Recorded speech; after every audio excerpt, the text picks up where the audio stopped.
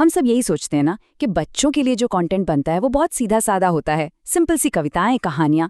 पर क्या हो अगर मैं कहूं कि इन आम सी दिखने वाली कविताओं में कहानी सुनाने की एक बहुत ही गहरी, एक बहुत ही जटिल दुनिया छिपी हुई है। तो चलिए आज इसी सरल से दिखने वाले कंटेंट के पीछे के पूरे स्ट्रक्चर को समझते हैं। सवाल थोड़ा अजीब लग रहा है ना? 5 हाथी, एक बच्चा, एक तोता, इनका आपस में क्या लेना देना? पर यकीन मानिए, आज के हमारे इस पूरे विश्लेषण का जो राज है वो इसी सवाल में छिपा है। इन्हीं किरदारों के जरिए हम ये समझने की कोशिश करेंगे कि आजकल बच्चों के लिए कहानियां बनती कैसे हैं, वो आगे कैसे बढ़ती हैं और उनका असली मकसद क्या होता है।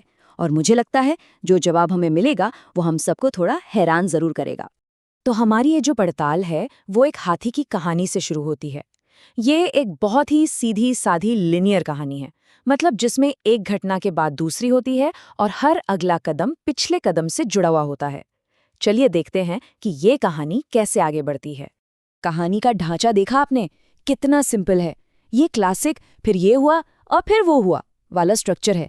एक हाथी को प्रॉब्लम होती है तो वो दूसरे को बुलाता है, लेकिन हर नया हाथी जो आता है वो अपने साथ एक और नई और शायद पहले से बड़ी मुश्किल ले आता है।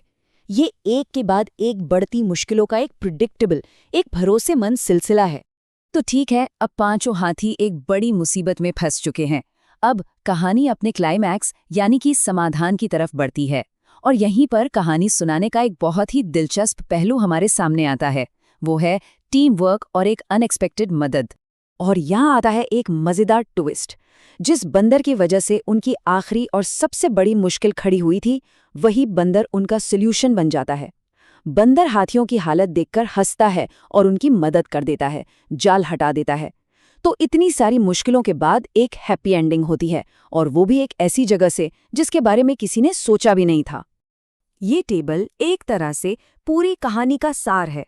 हर मुश्किल का एक सीधा साधा कॉज एंड इफेक्ट है, जो एक बिल्कुल साफ लीनियर कहानी बनाता है। ये बच्चों को कारण और प्रभाव के बारे में तो सिखाता ही है, पर इसमें एक और गहरा मैसेज है कि जब मुश्किल आए तो मदद के लिए अपनों को पुकारो। और हाँ, कभी कभी मदद वहां से भी आ सकती है जहां से हमें उम्मीद भी नहीं होती। और बस यहीं से हमारा विश्लेषण एक बिल्कुल अलग मोड़ लेने वाला है। अब तक हमने लॉजिक की बात की, अब हम कहानी कहने का एक ऐसा तरीका देखेंगे जो लॉजिक पर नहीं बल्कि किसी और ही चीज पर चलता है। अब हम अपनी दूसरी कविता को देखते हैं। ऊपर पंखा चलता है। अब ये एक लोरी है, और इसकी जो कहानी है ना, वो तर्क के हिसाब से नहीं बल्कि सपनों की तरह आगे बढ़ती है। जैसे सपनों में होता है ना, एक चीज दूसरी से जुड़ जाती है बिना किसी खास वजह के, बस वैसा ही कुछ। यहाँ कॉज एंड इफेक्ट का नियम काम नहीं करता। जरा यहाँ घटनाओं के सीक्वेंस पर गौर कीजिए। पंखे का मूंगफली से क्या कनेक्शन है, या फिर खाली मूंगफली का मामा से क्या रिश्ता है? लॉजिकली देखे तो कुछ भी नहीं। यहाँ जो कनेक्शन है वो लॉजिक का नहीं, साउंड का है।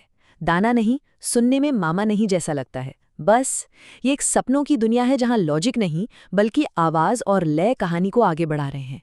ये दुनिया को समझने के बारे में कम और भाषा के साथ खेलने के बारे में ज्यादा है। तो अब हमारे पास कहानी सुनाने के दो बिल्कुल अलग अलग मॉडल हैं।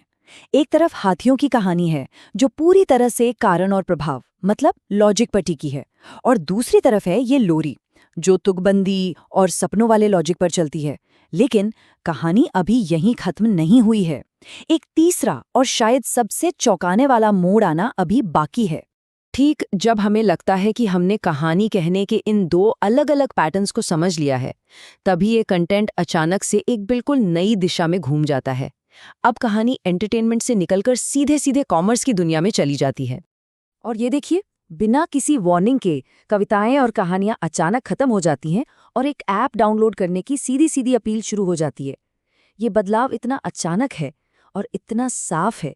कहानी का जो मंच था वो अब एक विज्ञापन का मंच बन चुका है, और जो दर्शक था वो अब एक पोटेंशियल कस्टमर है।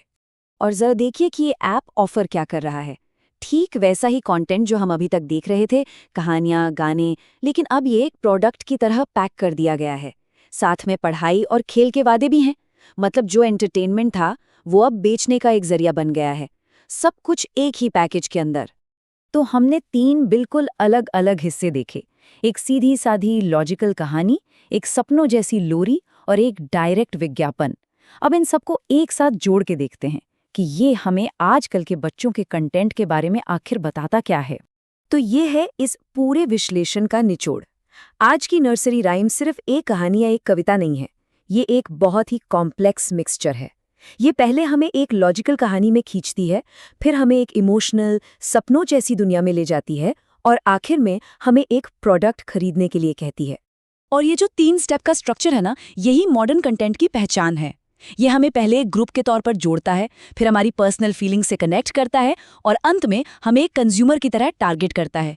एक साझा कहानी, एक निजी सपना, और फिर एक सीधी खरीद। और हम इसी सवाल के साथ आज का ये विश्लेषण खत्म करते हैं।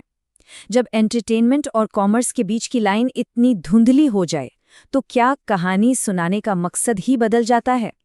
ये एक ऐसा सवाल है जिसके बारे में हम सबको सोचने की ज़रूरत है, खासकर उस कंटेंट के बारे में जो हमारे सबसे छोटे दर्शक देख रहे हैं, जो अभी-अभी कहानी और विज्ञापन के बीच का फ़र्क समझना सीख ही रहे हैं।